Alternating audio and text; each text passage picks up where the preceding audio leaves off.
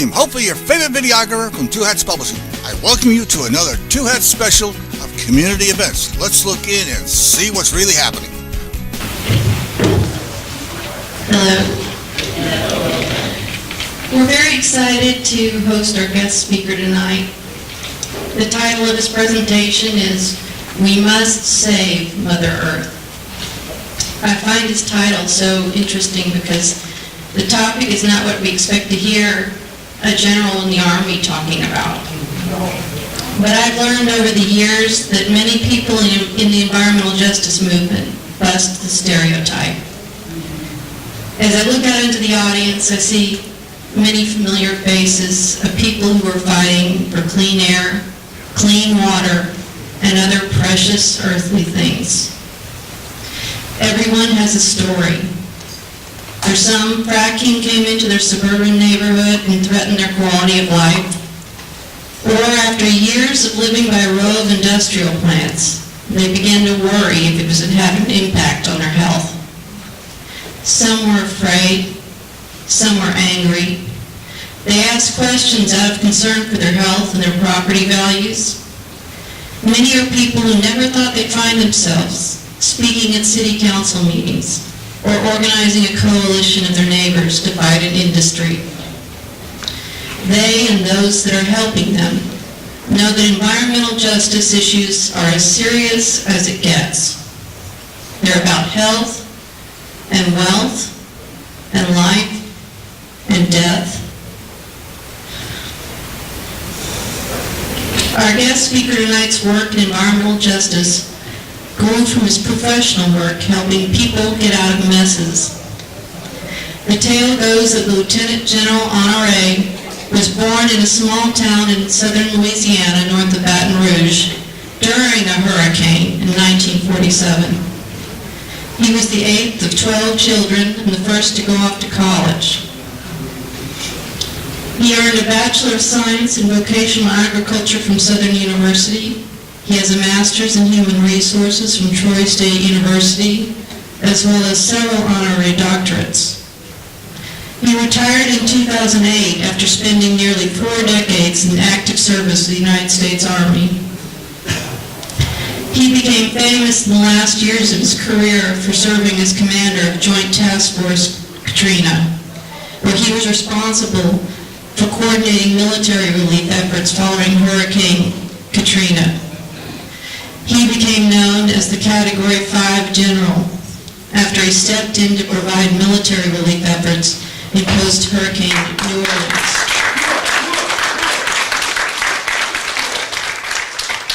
He has a history of helping people after hurricanes and dangerous floods and is known around the world as an expert on emergency preparedness. His awards and decorations while serving in the military are many. I counted more than 24 medals and ribbons listed on his bio. Fitting for a man named Honoré. General Honoré's journey to becoming an environmentalist began when he was flying over the Gulf Coast a few weeks after Katrina, and he saw the abandoned oil derricks spilling millions of gallons of oil into fragile wetlands. A few years later, watching the BP oil spill gush into the Gulf in 2010, was another wake-up call for him. In 2013, when a poor community from South Louisiana asked him for help after an improperly drilled cavern created a 39-acre sinkhole that devastated their community, General Honoré decided to join the fight on environmental issues facing his home state. He created the Green Army, an alliance of civic, community, and environmental groups with the mission to effect meaningful social, political, and environmental change in Louisiana. He began speaking on environmental issues to anyone who would listen. In speaking to one group, he noted that every generation faces a seemingly insurmountable challenge, and he described the environmental issues that we face today as the Vietnam of our generation. He also suggested in an interview that while JFK led the charge to go to the moon in the 1960s, today's national challenge should be to clean up the Mississippi River. We invited him here to share his perspective, his wisdom, and his inspiration, the last of which is needed today in the world more than ever. He has spent the last 3 days talking to local leaders and touring South Dallas communities facing daunting environmental problems of their own.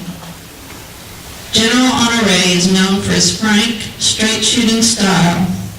He's here to give us his straight talk on environmental justice, which I think everyone in the room is grateful to hear. So please give a warm welcome to a general who's now in the fight for Mother Earth, Lieutenant General Russel Honore.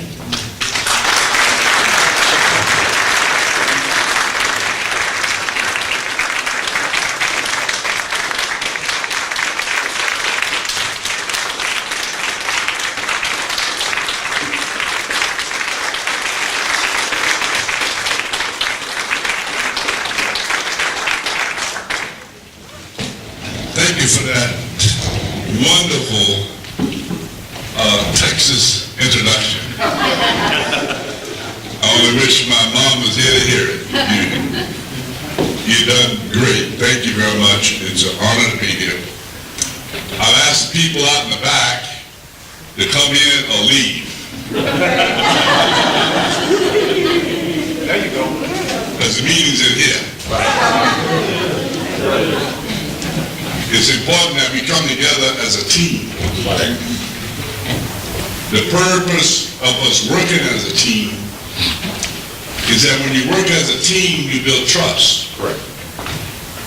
When you work as a team, you can take the difficult will take a little time, and the impossible will take a little bit longer.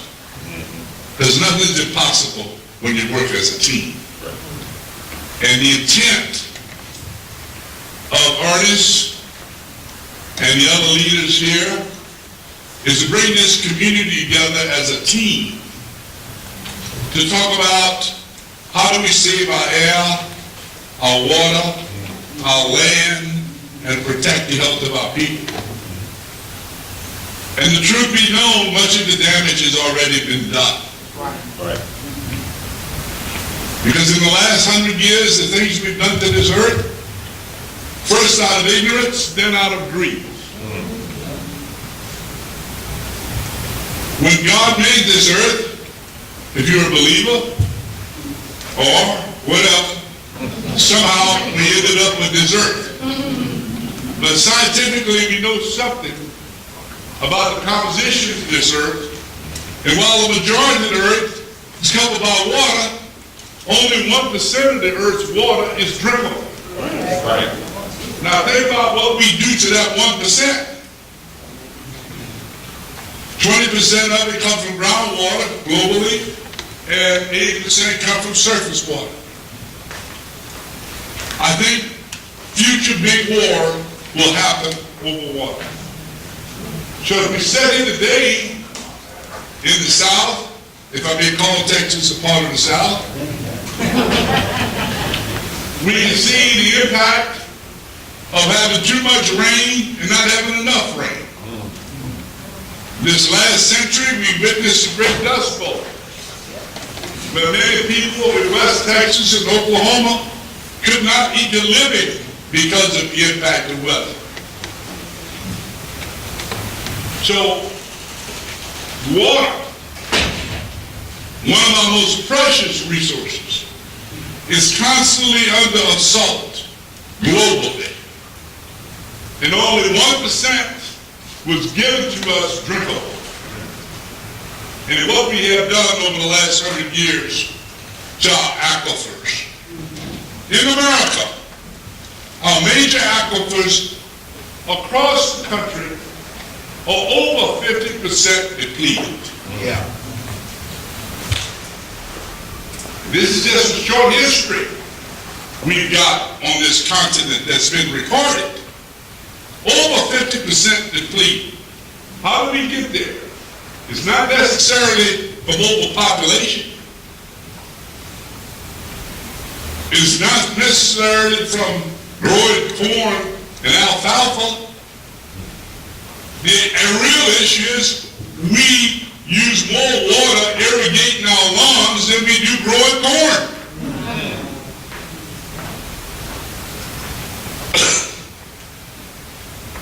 I'm taking water from top to bottom, and we'll come back and talk about air and some of the other issues. But the impact of not having clean water, we got 7 billion people in the world today. Of the 7 billion people in the world today, nearly 2 billion don't have safe water. And many of them spend up to 2 hours a day, mostly the women in the family, gathering water. And some of the most contagious diseases we have is transmitted through water, bad water. If you go to Africa alone, the great continent of Africa, not only do they not have water, 500 million people in Africa don't have electricity as we know it, which prevent them in some cases from having clean water. So we talk about 7 billion people and going from 7 to 10, and much of our water has already been polluted. Again, I think we started off last century, let's give them some credit, thinking that anything we put in the earth or in the river, Mother Nature would take care of. I mean, the oil came out the ground. What happens if we put a few mineral barrels in the lake? So we've gone from a position of ignorance to a position of stupidity.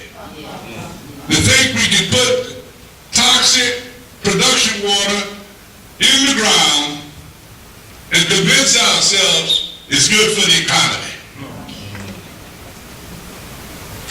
That too is being proven to be wrong. When you look at the impact of our aquifers, when you look at the impact of our lakes, in Louisiana last week, the Department of Health, along with the Department of Environmental Quality, released the lakes, rivers, and bayous in Louisiana that are no longer safe to eat fish from. And then they published lakes and streams you should not get in. It's astonishing. A whole generation of people have sacrificed our state for industry. That's right. And many of them now are foreign-owned companies that can't run these industries in their own company and they're coming here. And all we talk about is, man, they're bringing in good jobs. And in our case in Louisiana, we are a leading state in encouraging industry to come. Most of it is petrochemical industry because they're coming to the Mississippi River. And our local and state leaders tell us how good that is for Louisiana. Well, if it's so good, why are we the second poorest state? That's right. Do we have good roads? No. Do we have good education? Second only at the bottom to Mississippi. Thank God for Mississippi. Thank God.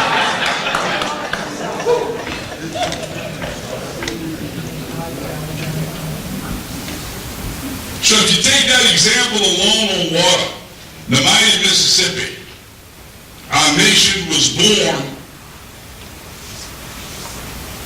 acquiring the Mississippi River, and we fought a war in 1812 to ensure that the Mississippi River was inclusive in the United States, because the founding fathers and those that followed them knew that we were going to meet manifest destiny.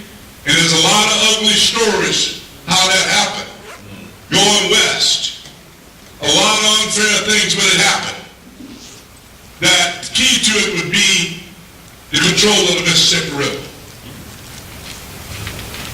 Because it would provide trade into the 31 states and tributaries that the Mississippi River reach. And today, at the end of the Mississippi River is a 6,000 square mile dead zone, created from protein and nutrients that's been dumped in the river from industry and agriculture. And it creates a big algae bloom every year, and when it dies, it falls to the bottom and it kills all forms of life. That's your Mississippi River. That's yours. The Gulf of Mexico is yours. Matter of fact, it belongs to every person in the world. We have a statue on it because we keep foreign ships from coming in there and to make sure they don't shoot at us, but the Mississippi River the Gulf of Mexico belongs to the world. And what have we done with it? We'll get more oil out of it. We just opened millions more acres to exploration. As we continue to open up to exploration, technology is telling us there are better ways to do this. Because when they explore in the Gulf of Mexico, accidents can happen. You remember BP? All spilled in the Gulf? Some people want to call it the horizon. No, it's British Petroleum. Oil spilled in the Gulf. I'll say it again, British Petroleum. And what did they do? They came in, they had an accident, a high-risk operation, 11 of our citizens died. They lied for the first month on actually what oil was coming out. And then they got a sweet deal from 44 administration and was given off the hook. But what we saw in action dealing with BP and the impact it had on our Gulf Coast is still in action. Why? Because we got 30,000 cleanup workers that are waiting to go to court because of the sickness they have gotten from the BP dispersants. That's right. That's a crying shame. If I wasn't in church, there'd be another word between crying and shame. So y'all fill in the blank. It's a crying shame. All this is over greed. When the CEO of BP walked our beaches, you would swear he was working for King George III. He walked in Mississippi like he owned it. And they asked him what he was doing about fixing the problem. He said, I'm ready to get my life back. And a week later he went back to London and there was pictures of him on his yacht. We invited that foreign company in here because it's about money. It's about greed. Because our water is not only being affected on the land inside the United States, but on our coastline. 35% of the seafood we consume in America come out of that Gulf of Mexico. And that oil spill had a major hit on the Gulf of Mexico and the creatures. You see, there was nobody there to speak for Mr. Dolphin, or Mr. Turtle, or Mr. Shrimp, or Mr. Oyster, or even Mr. Shark. You see, we think it's all about us.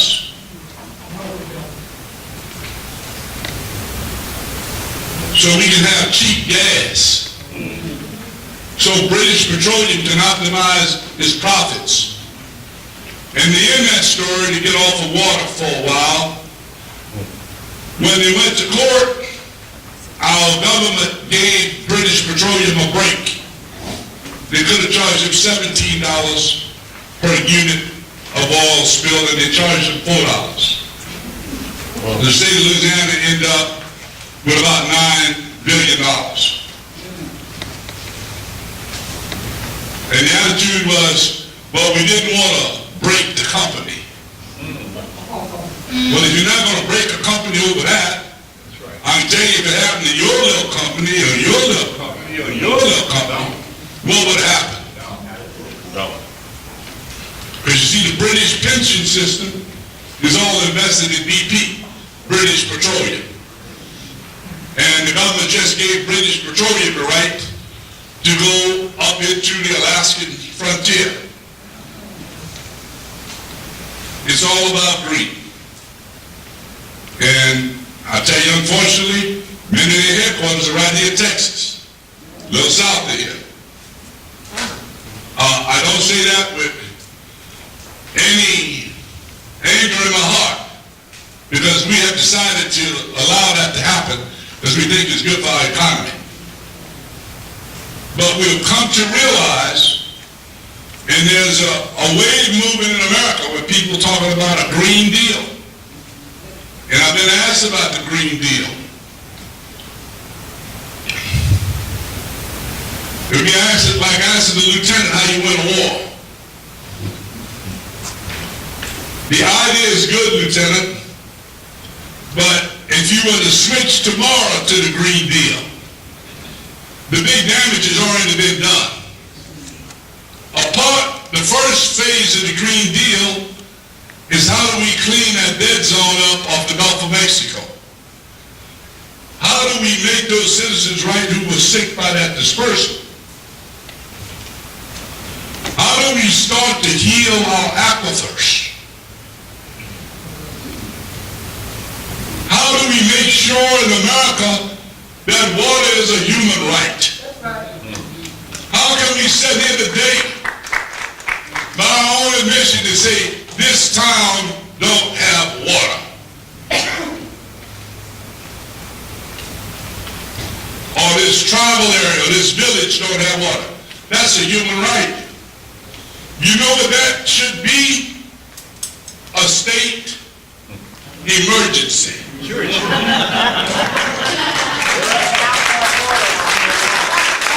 town don't have water, the governor needs to stand up and declare it emergency.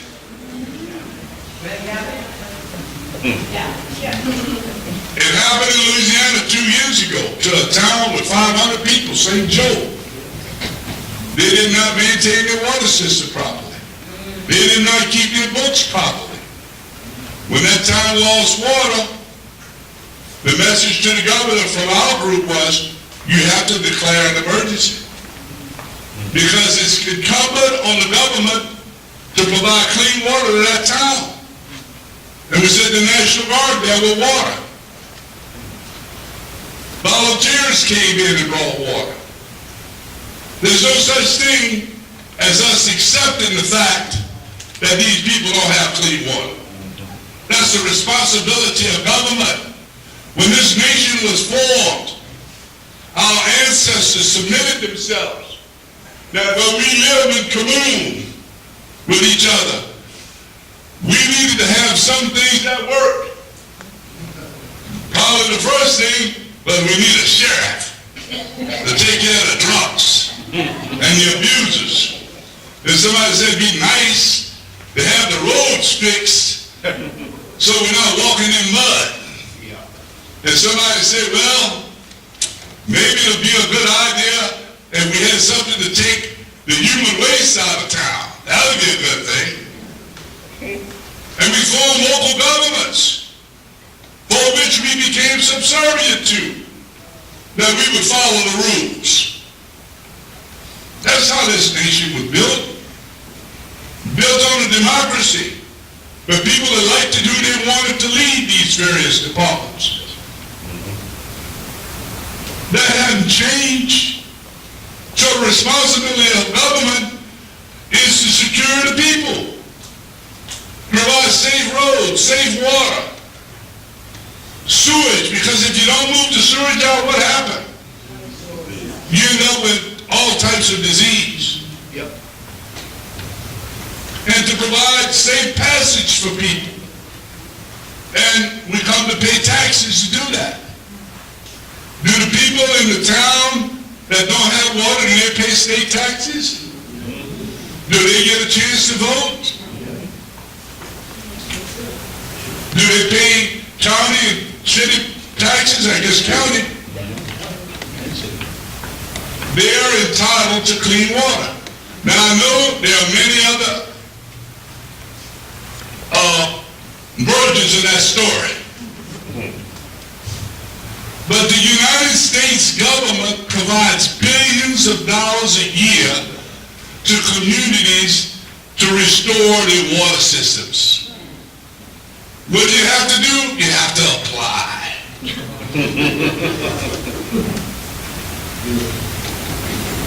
That's all you got to do, is apply. So that problem can be fixed. So again, water is the issue. I think future war will be over water. I do think part of the reason the war in Syria started was over water. Tribes started to push each other. They ended up on different ends of the religious spur. The tribal chiefs started to push each other. And now we end up with a civil war in Syria that is going to come to a terrible end. It started over water. We got a water war going on between Florida, Alabama, and Georgia over the Chattahoochee River. We got a water war going on in the West Coast between Colorado, California, New Mexico, and Mexico over the Colorado River. We got trouble, and water is a challenge. But as learning from the Chinese, every challenge creates what? I think the water situation can be solved right here in Dallas. Why? You got great engineering. You got great financiers. You got great universities. Anybody can figure out how you put one of those rigs out there in the Gulf that can sustain 100 mile an hour wind and go down a mile? You can figure this out.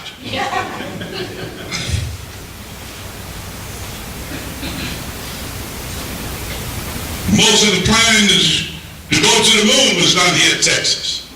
You got the capacity, you got to build the will to say we got clean water. And that every town has clean water. Because what we're talking about is going back and where that water was used for production water, cleaning it. That can be done. We don't have the option. It must be done. If we don't, and we know, we will have failed the next generation. I do think this generation that's at the end of the night, our war, our Vietnam, is to save Mother Earth, to save our water, to save our air. Let's talk about air a little bit. For a long time, King Coal was a major source of power for much of our energy. That's right. Coal plants. It provided millions of jobs. It destroyed a lot of communities in the process. It destroyed a lot of human capital, meaning people who died from working in those coal mines. And to them, they were power in the nation. But it was the only way they could feed their families. I don't despair them. Even the ones who work in the industry today. You work with what God gave you, the natural resources in your community, you turn that into what? A way to feed yourself. I have no empathy for the coal barons, but the people who worked in the industry, many of them died a young death. And as of last year, the government turned their back on those with lung disease, black lung. That's a crying shame. But it was time for us to stop and to wean ourselves off of coal. Why not? We're exporting oil. We got better alternatives. Those people can be retrained to do something else. Because with coal, you end up with coal ash at the point you burn it. And it to itself is a pollutant. So we put it in piles and valleys. And big rains come in and wash out and destroy natural streams and our great rivers. The other thing coal does, much of it, it releases mercury. Yes. There's no safe level of mercury. And we've used it so much in so many places, like near Webster Parish, where I'm from in Louisiana. I I'd gone to Minden, Louisiana to participate in a town hall, and I was leaving. The lady said, "General, you ought to come back to our Minden Festival." Then I said, "Man, Chef, what is that Minden Festival?" She said, "We have it every year.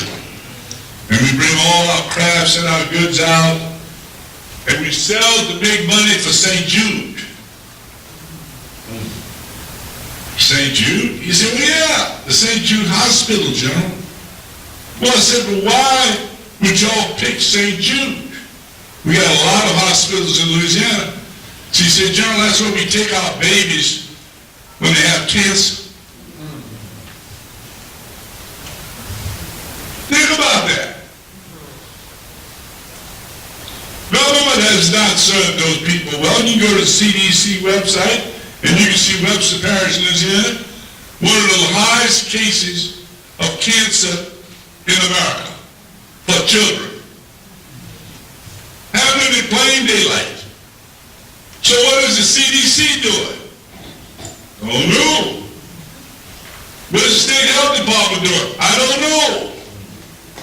What is the parish government doing? I don't know. They look the other way.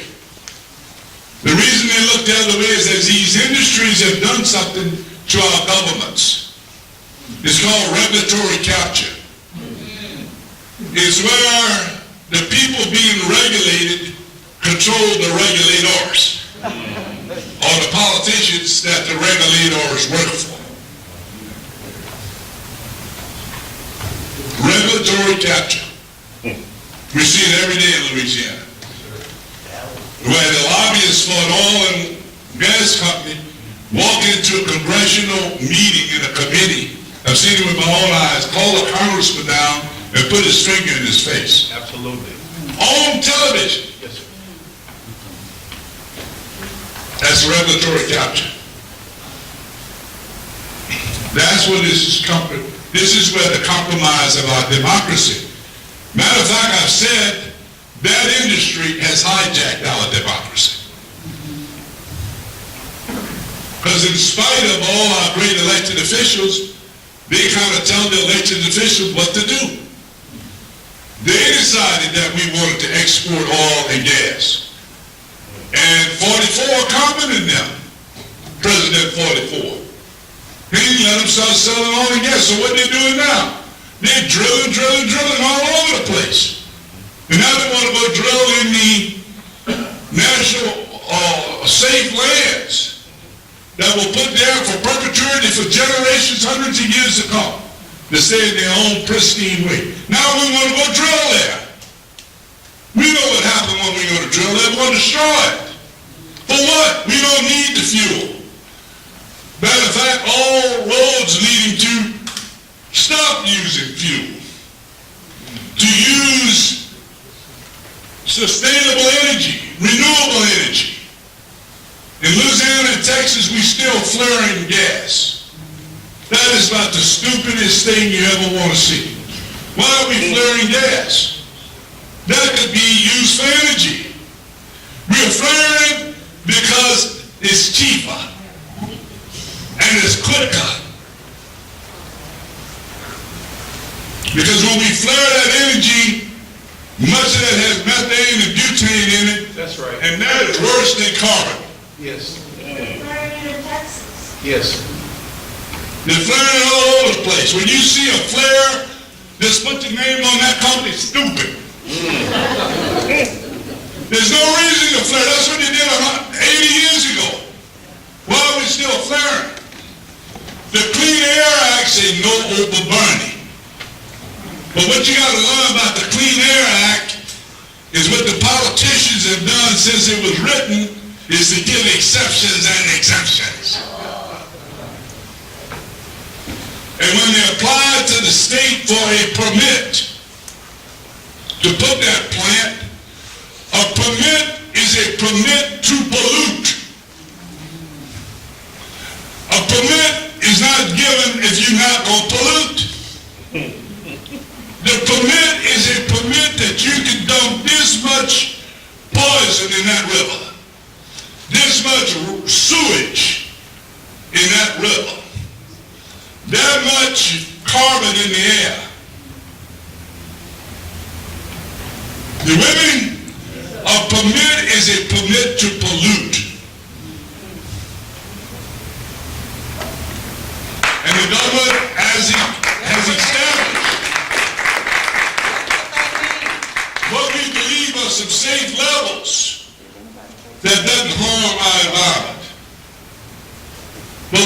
will we continue to do it in that same place?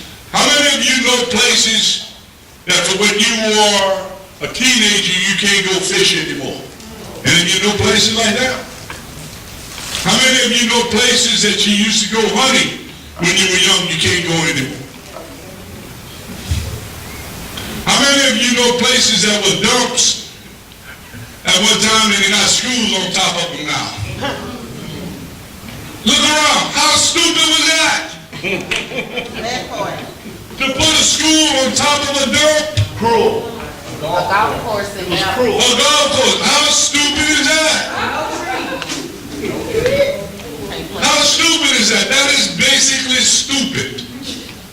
I came to Dallas because the challenge, and I still got to talk about land, I'll be almost done here. Because I think Dallas has the capacity to take these challenges, turn them into opportunities. And the color of Dallas would be green. Because you can figure out how to clean that fracking water. You can do it. Some companies have already done it. And all those people say fracking is safe. If it's so safe, why wouldn't Rex Tillerson let them put one next to his ranch?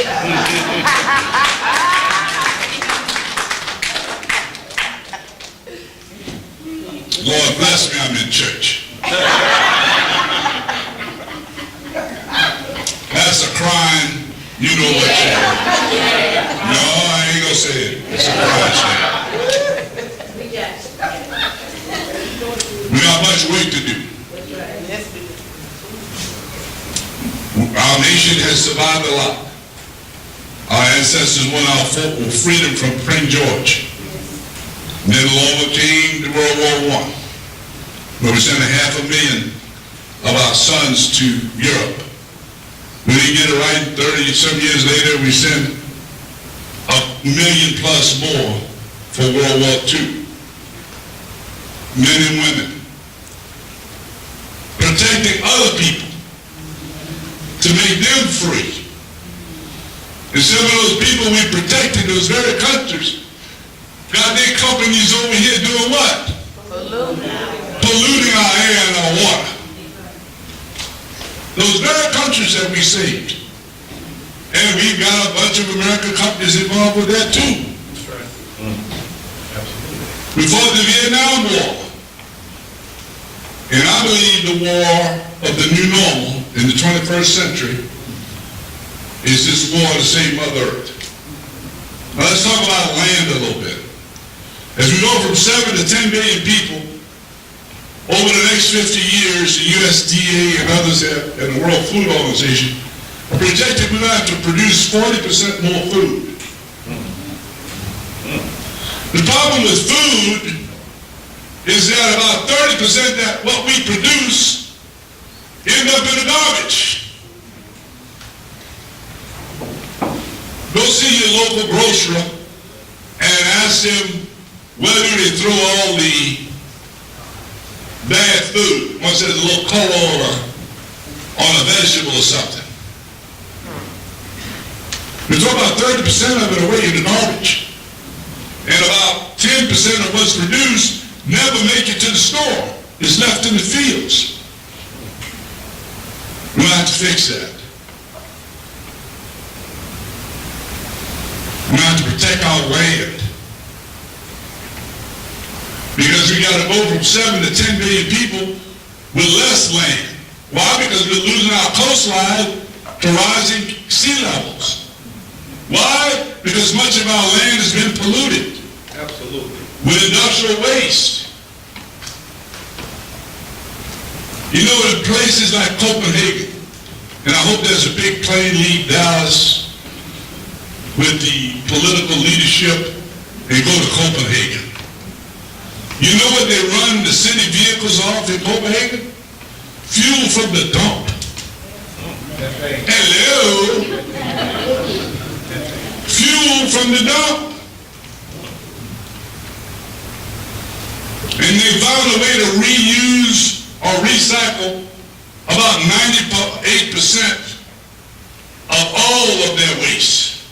From a banana to a carton bumper. Matter of fact, they're running out of trash. Because they figured out how to do what? Recycle or reuse or repurpose. And that what has been done is a source of fuel. We got, Father prayed earlier about the great sun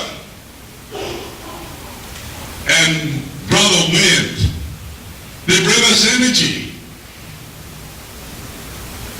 In Texas, one of the biggest advocates was the oil man. Did you see he have energy? He's putting wind farms wherever he put them. He done figured it out. Put that wind turbine out there, probably run by 70 years. Very little impact once it's built. I put solar panels on my house.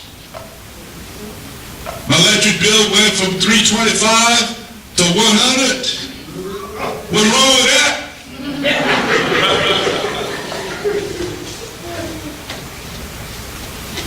Sustainable energy.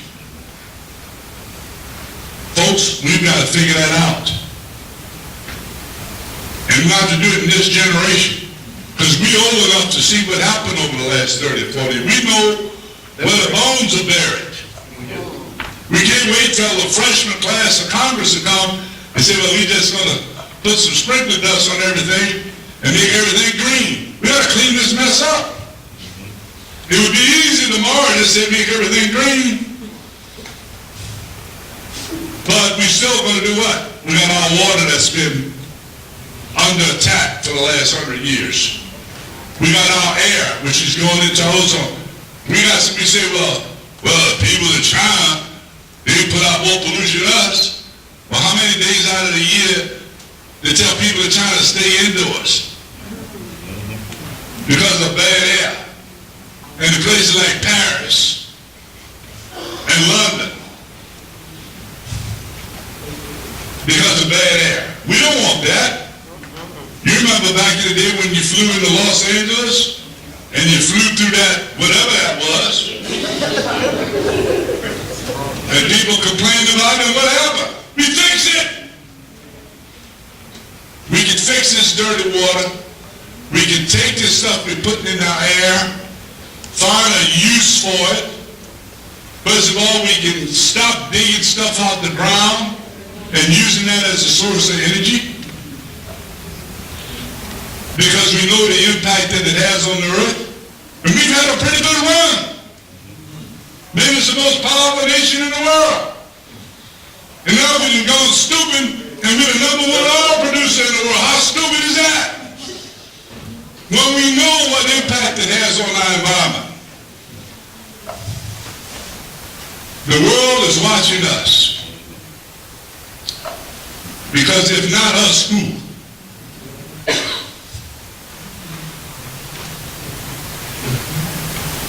Who will be there to answer the call when the tyrant blows his horn?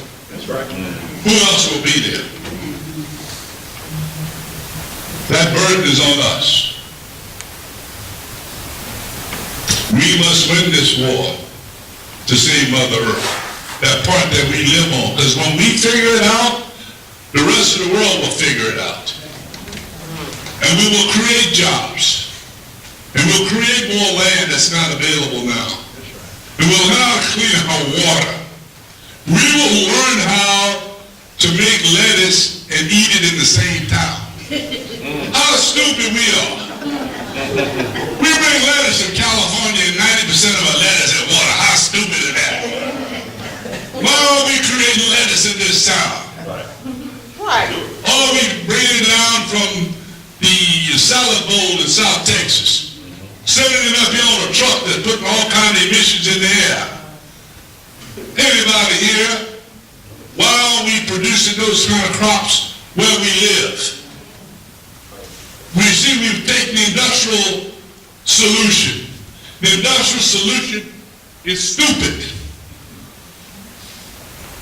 It does not add to food security. It's a big pollution mess. grow more food where we live. And I'm not getting on this bandwagon that we're going to get rid of airplanes. How stupid is that? Okay? We're not going to go backwards, but we can go what? Smarter. And for every challenge we have with our environment, those challenges create opportunities. And you can hear the whispers in the laboratories. There's big brain people out there that are working. We've got to bring them forward and give them voice. Because they have solutions to clean that coal ash. They have solutions that can clean that production water that come off oil and gas wells. They have a solution. In Louisiana, we have over 600,000 abandoned oil wells. God knows how many y'all got in Texas. But y'all about 10 times bigger than us. And if you say you ain't got them, somebody lying to you. I think I can say that in church. Look, I tell my friends all the time, if you're going to be in this business, you got to get committed. Otherwise, you're an observer. You're going to spend some of your human capital. Your friends are going to avoid you. Because you'll take them bags like this so they don't use plastic. That's right. You've got to be passionate to the core. You know, to go to a meeting, say, I'm at the meeting, well, at a good meeting. They put out a lot better information. I really want to plastic bags.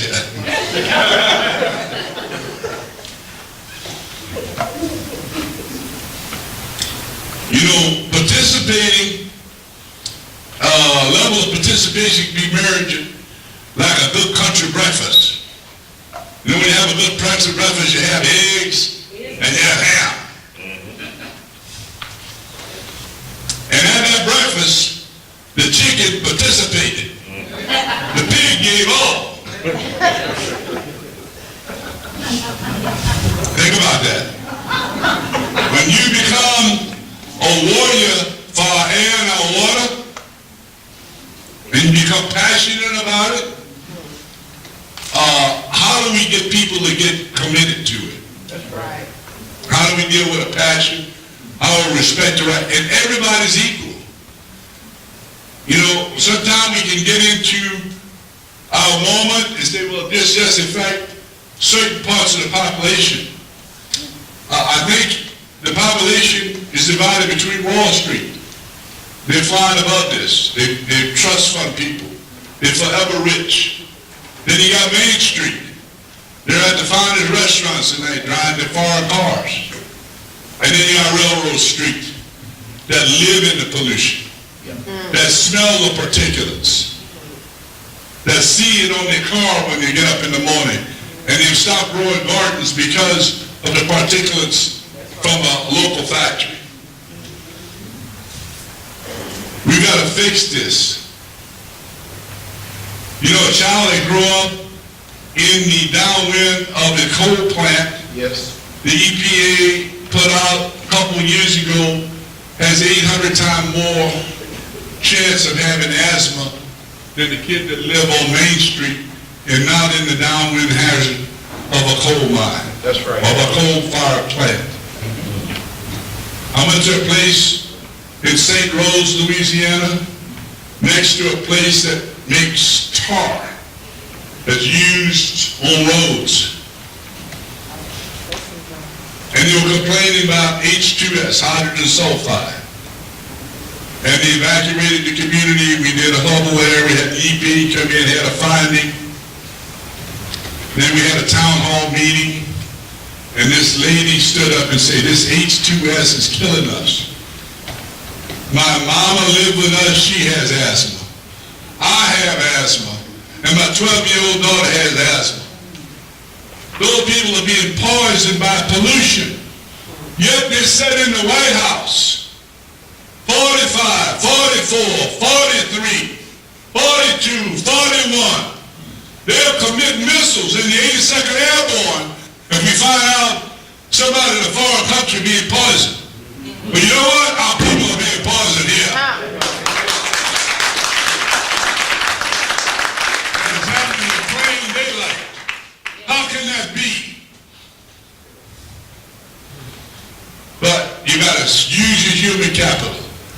started communities, you got to show up at the meetings. Right. You got to get it on the agenda. And if you smell the air in the morning, you got to call it in. If you don't call it in, it didn't happen.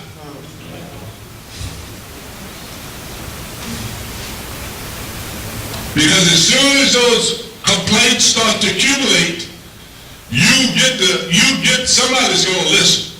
Then you got to call your local newspaper. There's a Chris Yakamoto in every town. You got to buy a guy, we call him Yakamoto. And when Yakamoto get on you, he get it done. You got to find those investigative reporters that come out here and see this. See what's happening to us. That's why the media is there. The democracy don't work without the media, because it helps America see itself. You with me? So you got to use the media. You got to write op-eds. You got to go to these meetings. You got to make sure that your parish government has an environmental department. Hello? You got to try to encourage your church to have an environmental committee. And we got to make sure environmental issues are taught to our children in school. We have to prepare the next generation for what's happening now, because the survival of Mother Earth is dependent on it. You got to participate. My last and closing point. Remember Father Landry. This is my second time that they're telling the story. Father Landry was a priest in Louisiana. He always worked with the poor. And before he retired, he called the bishop and said, "Bishop, bless him, mother, leave me alone. I'm just a joke." "Bishop, I've always been poor, worked in the poor communities. Before I die, I want to win the lottery. Because I want to live good. I want to be on Wall Street. I want to help my people on Railroad Street. Let me win the lottery." So Bishop said, "Okay, Father Landry." So Bishop picked up the phone, called God. Say, "God, remember old Landry down there? He's done good, God. You want to win the lottery." Okay. I said, "Okay, I'll work on it." On the phone. Next weekend, lottery numbers are drawn. Father Landry looked at the paper. Name not number not in there. Name not on it. Ooh. Next week, same thing. Numbers come out, names come out. Father Landry called Bishop. "Hey, Bishop, the second time I had won. God hadn't forgotten me, huh?" So what? The bishop was sweating. He called about to God. "Please, that Landry is killing me. Let him win the lottery." And God said, "Tell him to buy a ticket."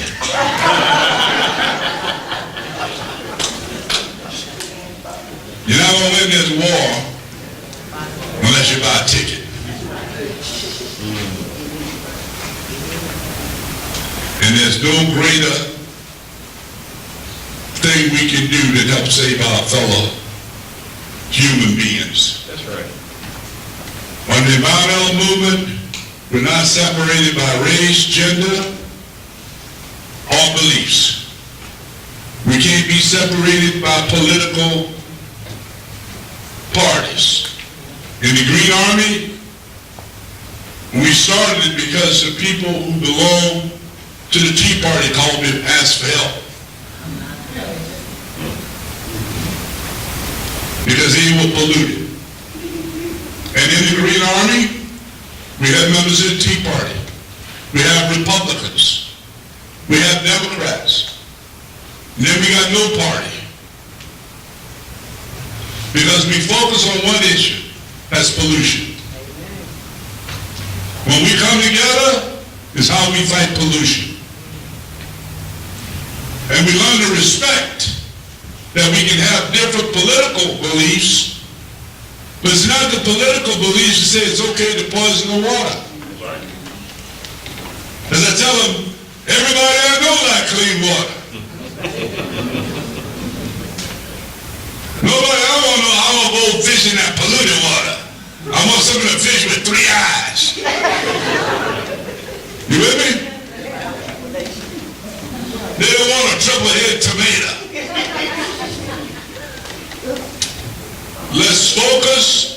what we have in common. And that common problem is how we're going to save Mother Earth. We can act now or wish we had. And those of us my age, if we don't act now, if we don't get this movement started, we will live sad days.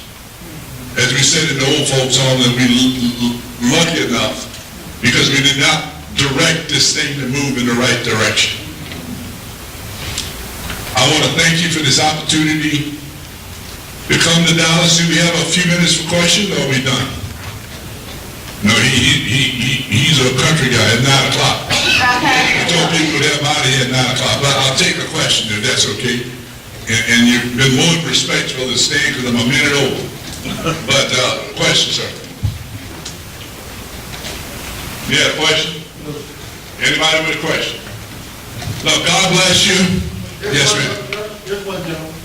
Yes, ma'am.